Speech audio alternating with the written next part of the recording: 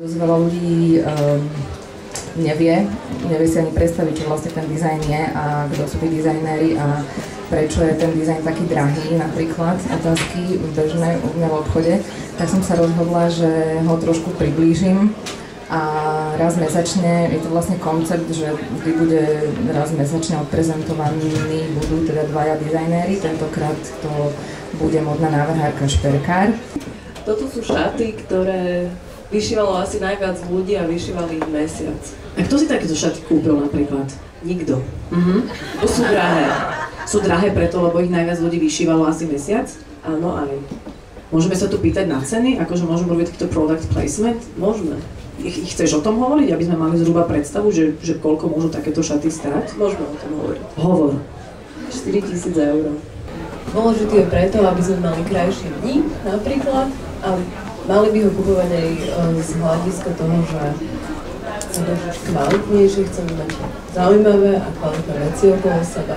Z takých, ja tomu hovorím, takých ukecaných šperkov som sa dostal v podstate k takým vyčistenejším, jednoduchším a to sa mi vlastne osvedčilo a možno aj vďaka Slávici, alebo teda to je jeden z tých rešeršov alebo dotazníkov, ktorý sa to dá tak nazvať, kde je tá spätná väzba od ľudí.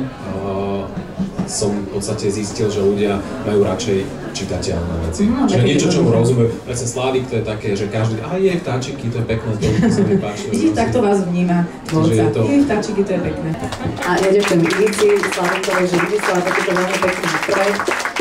A vám ďakujeme za to, že sa zaujímate o slovenský dizajn, o slovenských dizajnerov. Ja už som to mala v hlave trošku dlhšie a tým, že mám ten obchod, tak som chcela strašne ten dizajn priblížiť takému širšiemu obecenstvu, nielen akože ľuďom, ktorých ja poznám. Tak som chcela aj aby takí obyčajní ľudia došli sa možno pozrieť na niečo zaujímavé a dozvedieť sa viac o tých dizajnéroch a o tom dizajne a prečo sú vlastne tie veci také drahé, teda drahšie ako v normálnych obchodoch a čo to vlastne znamená. Na väčšinu ľudí z obchodu, čo predávam dizajnerov, tak poznám, ale Jana mi je blízky človek, mám rada jej tvorbu a takisto Marian, viem, je to proste sympatický, charizmatický mladý muž a tiež je môj kamarát a stretnem sa s ním aj pomimo obchodu na kávu, tak sa mi zdalo, že títo by boli takí vhodní adepti.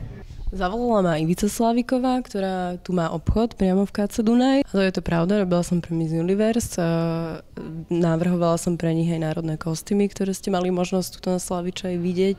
A známe osobnosti patria k tomuto svetu módy, sú to ľudia, ktorí sú na očiach. Tento rok sa chystám do Prahy 21. marca. Bude to veľmi zaujímavá akcia, volá sa Rock and Pop for Fashion. Je to vlastne spojenie módy s hudbou a som ako jeden zo zástupcov Slovenskej republiky. No, zavolala ma Ivica Slaviková, že by chcela robiť taký projekt, kde by prezentovala slovenských dizajnérov, návrhárov, výtvarníkov, ktorí nejak sú spojení aj s jej obchodíkom. A opýtala sa ma, či by som nejaký taký ten prvý večer odmoderovala trošku. Ja mám asi rada veci, ktoré sú také, že kombinácia obťahnutého a potom niečoho voľného.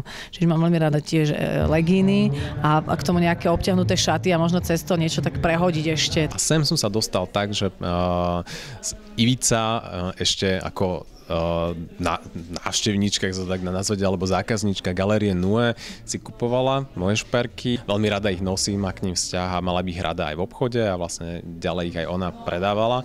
A vlastne takto vznikla spolupráca so Slávicou a tak som aj vlastne účastníkom Slávičaju.